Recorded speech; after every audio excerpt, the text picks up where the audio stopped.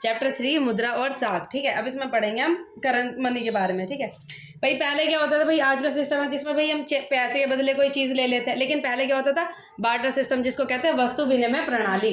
उसमें क्या होता था, चीज़ के बदले चीज़ जो है वो ली जाती थी। भैया मीनाक्षी समझा दी। वस्तु विनिमय प्रणाली वो है जैसे कि एक वस्तु के बदले दूसरी वस्तु का लेन देन करना। हाँ, ये पहले बहुत आधुनिक मतलब काल में बहुत चलती थी, जिससे कि बहुत सारी दुविधाएं भी आती थी, जैसे कि हमें उसी व्यक्ति को ढूंढना पड़ता था जिसके पास वो वस्तु है जिसकी मुझे आवश्यकता हो, और उस व्यक्ति को वो वस्तु की आवश्यकता हो जो मेरे पास है। हाँ, ऐसे व्यक्ति को ये इसे कहते थे आवश्यकताओं का दोहरा सहयोग। हाँ, तो मतलब यही है कि पहले क्या होता था, वस्तु विनिमय प्रणाली जो थी उसमें पैसों का लेन देन नहीं होता था, चीज़ों से लेन देन होता था। लेकिन वो क्या होती थी, बहुत ज़्यादा दिक्कतें करती थी हम लोगों को। क्यों? क्योंकि उसमें क्या होता था कि हमें उस व्यक्ति को ढूंढना पड़ता था जो चीज़ हमको बेचनी है, और उस व्यक्ति मतलब और उसके व्यक्ति के पास वो चीज़ होनी चाहिए जो हमको चाहिए। ठीक है, एक तो ये चीज़, और उस व्यक्ति को ढूंढने में भी काफ़ी ज़्यादा हमको टाइम लगता था। और ये चीज़ हम कह सकते हैं कि मानो हम क्वांटिटी नहीं नाप सकते थे कि जो चीज़ हम बेचते हैं क्या पता उसकी कीमत उतनी होगी जितनी वो चीज़ हमें दे रहा है उस हिसाब से। और ये क्या होता था कि हम क्या कहते हैं, भविष्य में उस चीज़ का भुगतान न करना, भविष्य में भुगतान करने में भी बहुत ज़्यादा दिक्कत है वो हमें करता था। जैसे मानो कि अभी मुझे एग्जाम्पल दिया था कि जैसे कि अभी मैंने उसको गेहूँ दे दिया और वो उसने कह रहा है कि तुम मेरे से 1 महीने बाद जाकर चावल ले जाइयो। अभी क्या पता वो 1 महीने बाद मुझे चावल बेकार दे दे, या फिर उसकी खेती बर्बाद हो, मुझे ना दे। तो ये कह सकते हैं भविष्य में हम उसको चीज़ को नहीं कर सकते।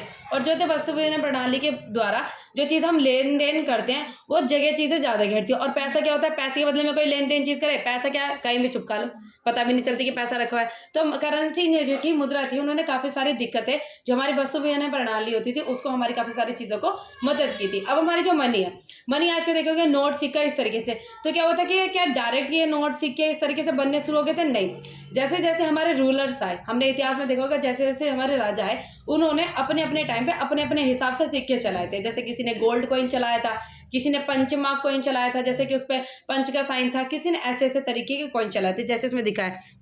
पहले अलग अलग धातु के जो कॉइन्स बने होते थे, अब एक ही धातु के सारे तरीके के ऐसे ही सिक्के आपके बने होते हैं। देखो इसमें कहते हैं प्रारंभिक आहत सिक्के लगभग 500 वर्ष पुराने। देखो कैसे तरीके के सिक्के हैं, कोई किस तरीके का चिन्ह इसमें समझ नहीं आ रहा है। उस टाइम के लोगों के रूलर जो थे, उस टाइम पे जो राजा था, उस टाइम पे शासन करता होगा, उस हिसाब से उनके चिन्ह जो है बनाए जाते थे। अभी देखो गुप्तकालीन सिक्के कैसे थे, तुगलक के सिक्के कैसे होते थे, अकबर कालीन सोने के मोहरे, आधुनिक सिक्का, और अब का सिक्का कैसा है, ऐसा उसके ऊपर लिखा गया है कि ये कितने का सिक्का है। अब इसके ऊपर कोई एग्जैक्ट प्राइस वगैरह अब उसकी लैंग्वेज में लिखा गया हो तो पता नहीं, लेकिन हमारे देखो इसमें क्या लिखा है, आधुनिक सिक्के, इसमें लिखा है 1 रुपए का सिक्का है। तो क्या होता था कि इसमें, और इसमें क्या होता है, करेंसी। करेंसी का मतलब क्या होता है, मुद्रा के आधुनिक रूपों में करेंसी कागज के नोट और सिक्के के शामिल है। हम इसमें क्या कह सकते हैं, जैसे मानो आपका एक कागज का नोट है, आपका जो एक कागज का नोट है उस कागज की इतनी वैल्यू नहीं होगी जितनी वैल्यू उसके ऊपर छपी हुई है, 500 रुपये। अब 500 रुपये जिस नोट के ऊपर 500 रुपये छपा हुआ है, क्या वो जो नोट है वो 500 रुपये का है जिसके ऊपर वो छपा हुआ है? नहीं, उसकी वैल्यू इतनी होगी, वो एक कागज का टुकड़ा है, लेकिन उसके ऊपर क्या है, 500 रुपये बना हुआ है। और वो किसने कहा है, सरकार ने कहा है कि भाई ये 500 रुपये का नोट है। ठीक है, सरकार के द्वारा निर्धारित की गई जो करेंसी हो जाती है उसको हम क्या कर देते हैं, करेंसी जो है मानना शुरू कर देते हैं। सरकार ने कहा है, सरकार ने निर्धारित किया है, जो आपके रिजर्व बैंक ऑफ इंडिया है उन्होंने ये निर्धारित किया है कि भाई ये 500 का नोट है तो ये 500 का नोट है। ठीक है, अब ये जैसे आपने देखा होगा कि डीमोनेटाइजेशन नोटबंदी उस टाइम पे हुई थी, तो 1000 रुपये का जो नोट था वो सिर्फ एक मात्र कागज का टुकड़ा रह गया था, उसकी कोई वैल्यू नहीं थी। क्यों?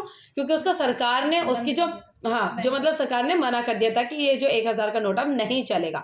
अब भाई कितना भी उसको चला लो, वो नहीं चल रहा तो वो नहीं चल रहा, जो उसको कोई एक्सेप्ट ही नहीं करेगा। अब दुकान पे जाओ, है तो वो 1000 रुपये का note, reserve bank of India उस पर लिखा है, सारी चीजें हैं उस पर, लेकिन दुकानदार से उस 1000 रुपये के नोट के बदले में चीज मांगो, वो देगा? नोट को फाड़ के और फेंक देगा, नहीं दे। क्यों? क्योंकि क्या होगा भाई, वो चलता ही नहीं है तो उसको कोई एक्सेप्ट नहीं करेगा। अब सरकार के द्वारा जो चीज़ कही गई है, 500 का नोट था, अब सरकार के द्वारा ये चलाया गया है, 2000 का नोट सरकार के द्वारा चलाया गया था, तो क्या है, उसको माना गया है। ठीक है, तो सरकार के द्वारा निर्धारित की जाती है। अब आ जाते हैं बैंकों में निष्पक्ष। अब क्या होती है कि सरकार, जो व्यक्ति हैं वो, जो पहले क्या होता था, लोग अपने देखा होगा कि काफ़ी सारे लोग पहले के टाइम में कुछ गुल्लक के, कुछ ऐसे दीवारों के अंदर अलमारियाँ बना के पहले लोग पैसों को छुपा लेते थे। और अब क्या हो जाती है, जो लोग हैं जिसके पास, व्यक्ति के पास पैसे होते हैं, वो क्या हो जाते हैं, बैंकों में जाके डिपॉजिट जो है अपनी जमा कर देते हैं। कुछ होते हैं कुछ फिक्स डिपॉजिट कर देते हैं, जो किसी एक स्थिर टाइम के लिए, आपकी जो एक टाइम के लिए, समय के लिए, वो जो है या 2 साल 3 साल 4 साल 5 साल के लिए आपके जो पैसे हैं जमा हो जाते हैं, उसको आप निकाल नहीं सकते, जिसको आप FD कहते हो। एक हो जाती है आपकी डिमांड डिपॉजिट, जिसको आप क्या कह सकते हैं, हाँ, मांग जमा जिसको कह सकते हैं। जैसे आपको अभी ज़रूरत है,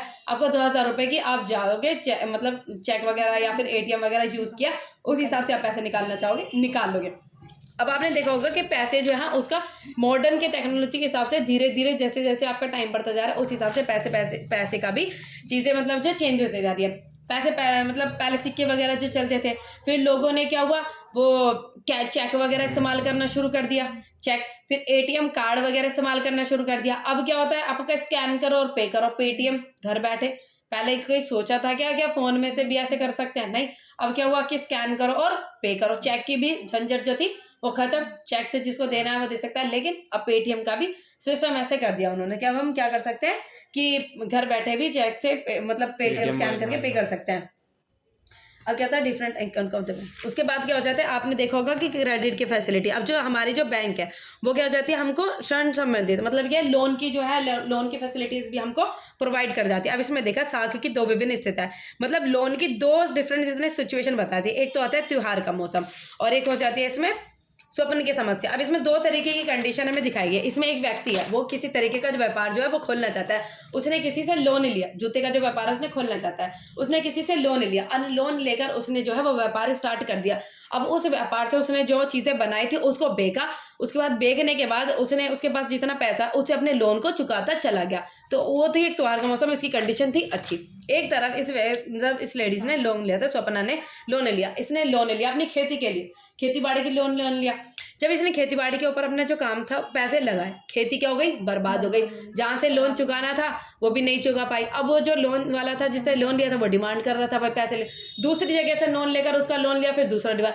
तो इससे क्या हुआ, एक डेब्ट ट्रैप में फंस गई वो लेडी, जो की थी एक चक्र में फंसती चली गई। इस मामले में ऋण कर्जदार को ऐसी परिस्थिति में धकेल जाता है जहाँ से बाहर निकलना काफी कष्टदायक हो जाता है, और इसी सिचुएशन से परेशान होकर आपने देखा काफी सारे किसान फांसी तक लगा लेते हैं। ठीक है, तो यह जाती है आपकी कंडीशन कि जो है इसने लोन तो लिया लेकिन उसको नहीं चुका पाई। ठीक है, फिर आ जाती है ऋण की शर्तें। अब ऋण की शर्तें, अगर आप बैंक से लोन लेने जाते हो, ठीक है, एक तो होता है आप 2 तरीके के सोर्सेज होते हैं आपके, औपचारिक और एक अनौपचारिक। ठीक है, औपचारिक वो होता है जैसे कि आप बैंक वगैरह से, और मतलब किसी अच्छी पूरा प्रोसीजर होता है उसके लोन लेने का। ठीक है, वहां से आप लोन लेते हो, उसके ऊपर पूरी निगरानी होती है।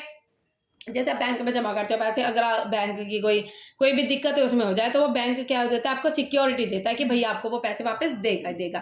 ठीक है, एक हो जाता है अनौपचारिक। अनौपचारिक वो हो जाते हैं जैसे कि आपके जैसे किसी जमींदार वगैरह से लोन ले रहे हो। ठीक है, और जमींदार वगैरह से लोन ले रहे हो तो उसको आप पूरी वो नहीं कह सकते कि भाई मुझे वो क्या कहते हैं, अगर उससे लोन ले रहे हो क्या पता वो बहुत ज़्यादा पहले वो कह रहा है कि भाई 12% इंटरेस्ट लूंगा, लेकिन क्या पता वो बाद में 15 या 16% इंटरेस्ट चार्ज करने लगे।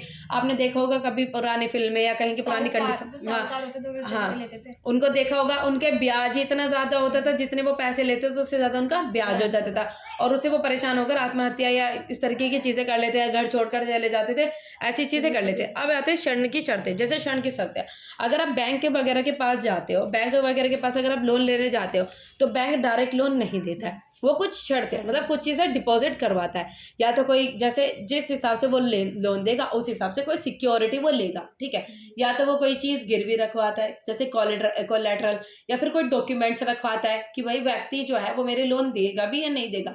क्यों? क्योंकि बैंक के पास भी तो उनकी जो व्यक्तियों की जमाएं ही होती है जो दूसरे व्यक्ति उनके पास रख के गए हैं। जो आपका कमर्शियल बैंक होता है वो आपके जैसे आप कमर्शियल बैंक के पास जो आपके बैंक होते हैं उनके पास जितना जमा करके जाते हो, बैंक सारी जमाएं अपने पास नहीं रखता है। जो बैंक है वो अपनी जमाएं क्या हो जाते हैं लोन पे आगे जो आपके बड़े औद्योगिक होते हैं, फैक्ट्रियाँ होती हैं, उनको भी लोन की जरूरत होती है, वो बैंक से लोन लेती है। ठीक है, आपने बैंक के पास जमा किया, बैंक ने इकट्ठा पैसा करके जो बड़े बड़े औद्योगिक कर रहे थे उसको लोन दिया, तो उनसे बैंक ने बहुत ज़्यादा इंटरेस्ट लिया, उससे बैंक ने बहुत ज़्यादा इंटरेस्ट लिया। और हमने मतलब जो छोटे लोगों को मतलब छोटे व्यक्ति से जो बैंक ने लोन लिया, उसने छोटे व्यक्ति ने बैंक से जब लोन लिया तो बैंक ने उनसे भी इंटरेस्ट चार्ज किया, लेकिन उनसे कम इंटरेस्ट चार्ज किया। ठीक है, अब उससे कम इंटरेस्ट चार्ज किया लेकिन उससे ज़्यादा इंटरेस्ट चार्ज किया। अब इन दोनों के पैसों के बीच में जो गैप बन गया वो बैंक की क्या हो गई, इनकम हो गई। ठीक है, तो ऐसे बैंक काम करता है, और वहाँ से ज़्यादा इंटरेस्ट चार्ज किया। ठीक है, अब क्या हो जाता है कि जो छोटे छोटे जो लोग हैं वो अगर व्यक्ति जो लोन लेते हैं तो वो लोन ऐसे ही नहीं लेते, तो जो छोटे व्यक्ति होते हैं उनके पास इतने ज़्यादा डॉक्यूमेंट्स नहीं होते, उनको सारा प्रोसीजर बहुत ज़्यादा लंबा लगता है, भाई ये जानना पड़ेगा, बार बार चक्कर काटने पड़ेंगे, जब जाके वो हमें पैसे देगा। तो इससे वो क्या करते हैं, उनको क्या सही लगता है कि हम उनसे लोन ले लें जो हमारे जाने पहचाने लोग हैं, जैसे हमारे लैंडलॉर्ड्स हो गए, जमींदार हो गए, उनसे वो लोन लेते हैं। लेकिन वो कुछ होते हैं सही, जो मतलब सही व्यक्ति होते हैं तो वो दे भी देते हैं, कम ब्याज चार्ज करते हैं। लेकिन कुछ व्यक्ति होते हैं जो उनको बहुत ज़्यादा एक्सप्लॉइट करते जाए, परेशान करते चले जाते हैं, जिससे क्या हो जाती है, बहुत ज़्यादा वो इन सब चीज़ों में एक जाल में फंसते चले जाते हैं और वो लोन नहीं दे पाते और उस वजह से वो गलत कदम उठा लेते हैं, जैसे अपने आप को मतलब फांसी वगैरह लगा लेते हैं, इस तरीके की चीज़ें वो कर देते हैं। क्योंकि बैंक का प्रोसीजर बहुत ज़्यादा लंबा होता था। और पहले क्या होता था कि जब ब्रिटिशर्स के टाइम पे जो लोग होते थे ना, लोअर क्लास, उनको बहुत इजीली लोन नहीं मिलता था और उस चीज़ों ने दिमाग में लोगों के एक चीज़ दिमाग में फिक्स कर दी कि हम लोन नहीं ले पाते और हमको इतनी सारी चीज़ें फॉलो करनी पड़ती है। तो इस हिसाब से बैंक भी अपने उस तरफ की सुविधाओं की तरफ जा रहा है, जिससे कि आपके जो गरीब लोग हैं वो भी लोन ले सके। और क्या है, और आपने देखा होगा फॉर्म में इंग्लिश हिंदी इन दोनों तरीके के मीडियम होते हैं, ताकि हिंदी भी लोग समझ पाए। पहले इंग्लिश मीडियम होता था, सारा इंग्लिश में होता था, लेकिन अब हिंदी माध्यम में भी होता है, ताकि जो लोग जिनको इंग्लिश नहीं आती है वो हिंदी पढ़ के अपनी सारी जो है इंफॉर्मेशन उसमें भर के अपना अकाउंट वगैरह खुलवा सके और अपनी जो लोन अगर लेना चाहें तो वो ले सकते हैं। ठीक है, और उनको अच्छे से सारी चीज़ें समझाई जाती है। और सरकार का भी यही कार्य है कि ज़्यादातर व्यक्ति बैंकों से लोन ले, जमींदारों से ना लोन ले, क्योंकि जमींदार उनको एक्सप्लॉइट करते हैं। फिर उसी चीज़ों से बचने के लिए सहकारी समितियां से ऋण, सहकारी समितियां क्या हो जाती है, आपके सेल्फ हेल्प ग्रुप जो है वो बनाई गई होती है ना। सहकारी समिति बैंकों के अलावा हाँ, ग्रामीण क्षेत्रों में सस्ते श्रम का एक अन्य स्रोत सहकारी समितियां, जो क्या कहते हैं सेल्फ हेल्प ग्रुप, सहकारी समितियां जो है वो बनाई गई थी। इसमें क्या हो जाता है कि जो लोग थे उन्होंने खुद इकट्ठे होकर खुद के जो है वो ग्रुप बनाने शुरू कर दिए। सेल्फ हेल्प ग्रुप मतलब खुद की हेल्प के लिए ग्रुप तो होता था। हाँ, जैसे कमिटीज वगैरह, हाँ, ऐसे ग्रुप होता था, वो इकट्ठे करते थे और एक को जिसको जरूरत होती उसे देते थे उस टाइम। हाँ, और उसमें क्या होता था कि वो कम इंटरेस्ट भी चार्ज करते थे और तुम्हारे सारे जानने वाले लोग होते थे और इस तरीके कोई चीज़ें तुम्हें उसमें गिरवी नहीं रखनी पड़ती थी। और ऐसे ही लोग थोड़ी थोड़ी सी जमाएं अपनी खुद की करते रहते थे। ठीक है, तो इससे क्या हुआ, लोगों ने एक तो बैंक का भी झंझट वो कर लिया, हटा दिया, उसको भी कम करा, और जो आपके जमींदार से लोन लेना उसको भी कम करा।